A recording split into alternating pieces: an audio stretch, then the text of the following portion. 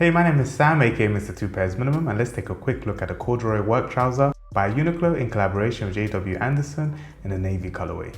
These were released on the 17th of October here in the UK for £40.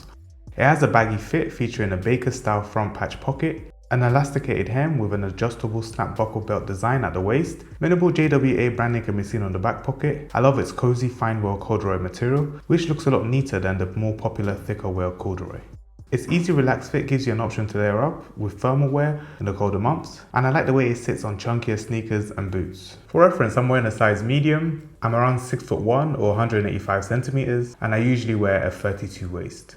As usual, purchase links will be in my YouTube video description. Thanks for watching. Please drop a like and comment work to show me you enjoyed this video. Now let's discuss. Did you pick anything up from the fall winter JWAnderson collection? I also picked up the grey jeans. From last season I picked up the blue. Let me know your thoughts in the comments below. Apart from that, have a good day.